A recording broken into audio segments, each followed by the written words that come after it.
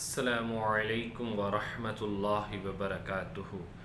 میرے عزیز سامعین، میں آج ایک نئی کہانی کے ساتھ جس کا عنوان ہے خیبر کی فتح، اس کے اندر پوشیدہ ایک کردار شجاعت کہ شجاعت اگر کسی انسان کے اندر موجود ہے، بہادری، دلیری، باطل کے سامنے ڈٹ جانا، تو یہ ایک مرد مومن کی نشانی ہوتی ہے کہ وہ حق کا ساتھ دے اور باطل کے سامنے ڈٹ جائے۔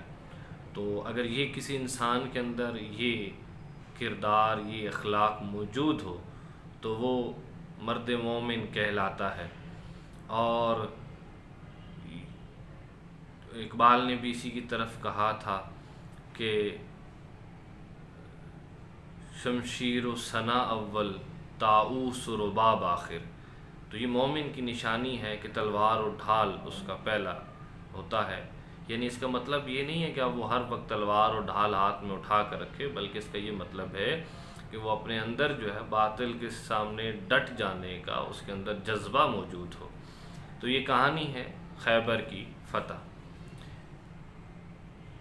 حجاز کے شمال میں خیبر کا شہر عرب کے یہودیوں کا بہت بڑا گڑھ تھا۔ وہاں انہوں نے 7-8 مضبوط قلعے بنا رکھے تھے جن میں 20,000 سپاہی رہتے تھے۔ بنو نذیر کے یہودیوں کو مدینے سے جب نکالا گیا غزوہ خندق کے موقع پر، تو وہ بھی یہیں آباد ہو گئے تھے۔ یہ لوگ اسلام کے سخت دشمن تھے، خندق کی لڑائی میں انہی کی شرارت سے ہوئی تھی۔ اب وہ پھر عربوں کے ایک بڑے قبیلے غطفان کو ساتھ ملا کر مدینے پر حملہ کرنے کی تیاری کر رہے تھے۔ رسول پاک صلی اللہ علیہ وآلہ وسلم کو ان کے ارادے کی خبر ملی۔ آپ سوار ہوئے اور اپنے ساتھ 1600 مسلمانوں کو ساتھ لے کر خیبر پر حملے کے لیے مدینہ سے روانہ ہوئے۔ مسلمانوں نے خیبر پہنچتے ہی یہودیوں کے قلعوں کو گھیر لیا اور قلعے کو ایک ایک کر کے بہت جلد فتح کرتے گئے، لیکن ایک قلعہ جس کا نام قاموس تھا فتح ہونے میں نہیں آتا تھا۔ اس کا ایک سردار، ایک مشہور یہودی بہادر مرہب تھا۔ رسول پاک صلی اللہ علیہ وآلہ وسلم کے کئی پیارے ساتھیوں نے باری باری فوج لے کر اس قلعے پر حملہ کیا، لیکن کامیابی نہ ہوئی۔ ایک دن شام کو آپ نے فرمایا، کل میں خدا اور رسول کے پیارے ایک ایسے شخص کو جھنڈا دوں گا جس کے ہاتھ پر اللہ فتح دے گا۔ دوسرے دن میدان میں آپ صلی اللہ علیہ وآلہ وسلم نے حضرت علی کو بلوا بھیجا۔ ان کی آنکھیں دکھتی تھیں اور وہ اپنے خیمے میں پڑے تھے۔ وہ حاضر ہوئے تو آپ صلی اللہ علیہ وآلہ وسلم نے ان کی آنکھوں پر اپنا مبارک لعاب دہن لگایا، جس کی آنکھوں کا درد دور ہو گیا۔ پھر آپ نے ان کو جھنڈا دیا، ان کے حق میں دعا فرمائی اور قاموس پر حملہ کرنے کا حکم دیا۔ حضرت علی فوراً قاموس کی طرف بڑھے۔ مرہب جو شیل شیر پڑتا ہوا خود ان کے سامنے آیا، لیکن حضرت علی رضی اللہ تعالیٰ عنہ نے ایک ہی وار سے اس نامی بہادر کو جو ہے وہ جہنم وصل کیا۔ پھر وہ فوج لے کر آگے بڑھے اور یہودیوں کو دھکیلتے دھکیلتے پیچھے لے گئے، یہاں تک کہ دروازہ توڑ کر اندر گھس گئے۔ اس طرح قاموس دیکھتے ہی دیکھتے فتح ہو گیا۔